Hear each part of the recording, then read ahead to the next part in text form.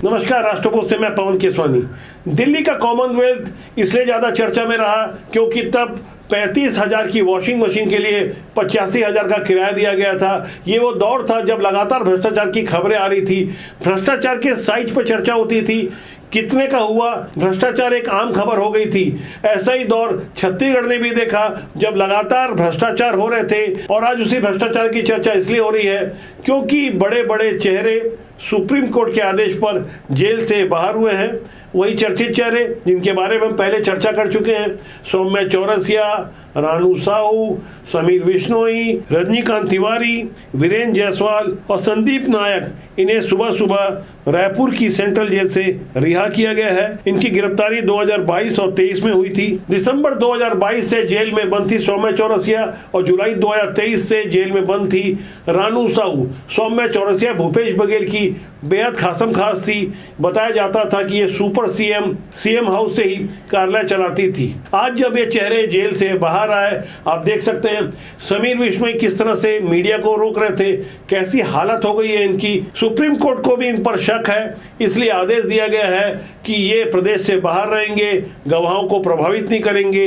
ढेर सारी शर्तें लगाई गई है। फिलहाल जेल में बंद इन 6 लोगों को रिहा किया गया है। इनके अपराध का भी साइज बड़ा है और सबूत कहीं उससे ज्यादा है। यही कारण रहा कि अब सीएम विष्णुदेव साय भी इस बात को स्वीकार कर रहे हैं कि पुराने भ्रष्टाचार के मामले में गिरफ्तारी का सिलसिला भी रुका नहीं है। छत्तीसगढ़ में इस वक्त सुशासन त्योहार चल रहा है। सुशासन त्योहार के दौरान पत्रकार ने पूछा उन नौकरियों का क्या हुआ जिनका वादा किया गया था। 57,000 शिक्षकों की भर्ती में से 33,000 का वादा विधानसभा में किया गया था। इस प्रश्न का जवाब देते हुए मुख्यमंत्री विष्णुदेव साय ने इस बात को भी स्वीकार किया कि कुछ जेल से बाहर आ गए हैं और कुछ जाने की तैयारी में हैं। इस तरह से पिछली सरकार में कई स्कैंडल हुए, तो सभी में जांच हो रही है और लोग 1-1, 1.5 साल से जेल में भी हैं, कुछ लोग बेल में भी हैं, कुछ लोग जेल जाने की तैयारी में भी हैं। ये सुशासन भी स्थापित करने का काम इस सरकार कर रही है। और आप देखेंगे कि 1.25 साल में लगातार भर्तियां हो रही हैं। कई विभाग में अभी तक मेरे ख्याल से 7-8 हज़ार से ज़्यादा भर्तियां हम लोग कर चुके हैं। आपका बिजली विभाग में किए हैं, आपका सहकारिता में किए हैं, आपका इरिगेशन में किए हैं, तो लगातार ये कर ही रहे हैं। और शिक्षा विभाग में भी होगा, ऐसा नहीं है कि नहीं होगा। सरकार बने करीब 1.5 साल हो गया। पुरानी सरकार के घपले घोटालों से सबक लेते हुए मौजूदा दौर में जो सिस्टम काम कर रहा है, वहां इस बात की व्यवस्था की गई है कि जिस साइज के घोटाले हुए थे, जिस स्तर पर घोटाले हुए थे, वैसा महाअपराध नहीं होना चाहिए। लेकिन यहाँ यह बात भी समझने वाली है कि सत्ता किसी की भी हो, क्या भ्रष्टाचार के आरोप पीछा छोड़ेंगे? मौजूदा हालात में जिस तरह से छत्तीसगढ़ में दावा किया जा रहा है कि सुशासन की सरकार चल रही है, इतना तो तय है इस सरकार में पहले के मुकाबले कहीं ज्यादा कम भ्रष्टाचार हो रहा है। ऐसा नहीं है कि पूरी तरह भ्रष्टाचार समाप्त हो गया हो। जिनकी जो फितरत होती है वो अपनी आदत से बाज नहीं आते।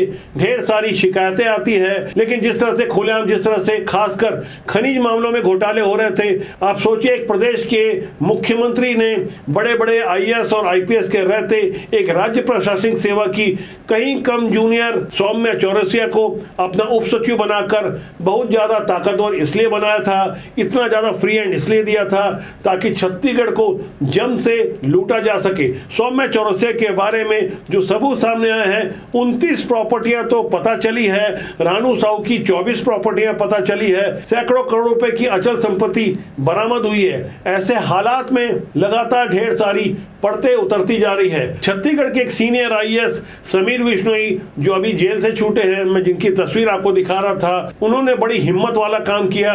जुलाई 2020 में उन्होंने ऑनलाइन कोयले की ढुलाई के काम को ऑफलाइन कर दिया, ये जानते समझते हुए कि वो एक बहुत बड़े अपराध को जन्म देने जा रहे हैं। लेकिन सरकार के इशारों पर खेलते हुए समीर बिश्नोई ने सूर्यकांत तिवारी के हाँ में हाँ मिलाते हुए और सरकार में बैठी, या यूं कहा जाए कि सरकार की सबसे पावरफुल सौम्या चौरसिया जैसा चाह रही थी, जैसा रानू साहू से करवाया गया, सब काम प्लानिंग के अनुसार हुआ, खुलेआम हुआ, डंके के चोट पे हुआ और ये भ्रष्टाचार का साइज 570 करोड़ तक पहुंचा, जिसमें 36 नामजद आरोपी हैं। दो समय के मंत्री कवासी लखमा, अमरजीत भगत और देवेंद्र यादव और अन्य कई विधायकों के भी नाम हैं, कई कांग्रेस के पदाधिकारियों के नाम हैं। आज जब ये 6 चेहरे जेल से बाहर आए हैं तो इस बारे में चर्चा होना भी स्वाभाविक है। साथ ही इस बात की भी पड़ताल की जा रही है कि अब कौन कौन से चेहरे अंदर जाने वाले हैं। जैसा कि मुख्यमंत्री ने इस बात को स्वीकार किया था कि कुछ लोग जेल जाने की तैयारी में हैं, तो साफ तौर पर यहाँ इशारा भूपेश बघेल की तरफ ही माना जा सकता है,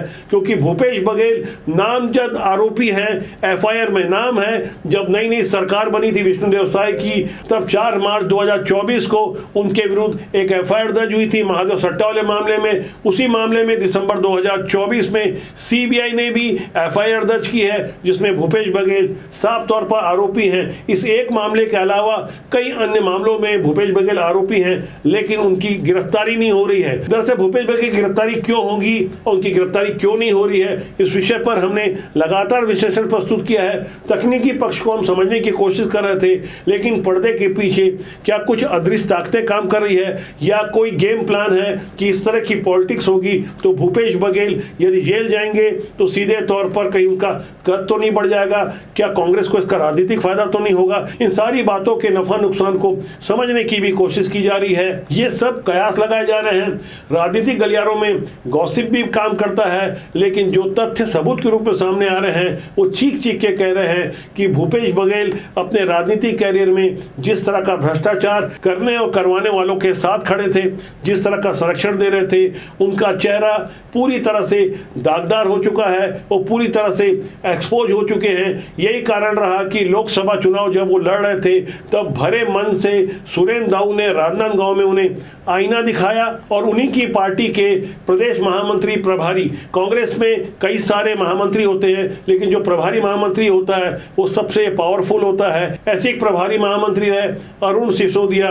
इन्होंने भी साफ तौर पर कांग्रेस को मिलने वाले चंदे के पैसे से भूपेश बघेल के मीडिया प्रभारी विनोद वर्मा के बेटे को उपकृत करने का आरोप लगाया। ऐसे ढेर सारे गंभीर आरोप इसलिए लग रहे थे क्योंकि कुछ लोगों को गलतफहमी हो गई थी। ऐसी गलतफहमी के दौर में आयरन ओर की खदानें और वॉशिंग प्लांट जो कि कांकेर और डोंडी ब्लॉक के आसपास है, यहाँ भी नाते रिश्तेदारों की गाड़ियां लगवा दी। एक एक गाड़ी का 3-3 हजार रुपए हर दिन मिलता था। दर्जनों गाड़ियां लगाकर हर दिन लाखों की उगाही होती थी। ये क्रम अभी भी रुका नहीं है। यहाँ गहराई से समझना होगा। कांकेर जिले के भानुप्रताप ब्लॉक में कच्चे नामक एक जगह है जहां आयरन ओर की खदान है।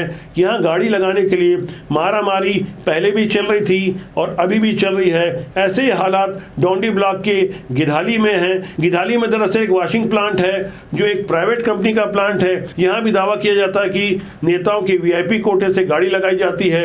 जिनके पास अपनी ट्रकें नहीं होती, गाड़ियाँ नहीं होती, बावजूद इसके वीआईपी कोटे से बिना यूनियन के उनकी गाड़ी लग जाती है। उन्हें एक गाड़ी का 3 हजार रुपये मिलता है। दावा किया जाता है कि प्रभावशाली लोगों की 10-10, 20-20 गाड़ियां लगती है और इस तरह से उनकी लाखों की अवैध कमाई कराई जाती है। ऐसे हालात बोरिया खदान की है जो कि राजनांदगांव जिले के खड़गांव में आती है। आयरन ओर की जो ढुलाई का खेल चल रहा है, ऐसा नहीं है कि सिस्टम में बैठे हुए लोगों को नहीं पता है। भनक तो लग गई है और पूरी उम्मीद है कार्रवाई भी होगी, क्योंकि पहले की सरकार जिस तरह से खुलेआम भ्रष्टाचार करती थी, दामाद और दूसरे रिश्तेदारों की गाड़ियां कच्चे और भैंस खनाड़ जैसे तमाम इलाकों में उनकी गाड़ियां लगा करती थी, आज भी वो खेल चल रहा है।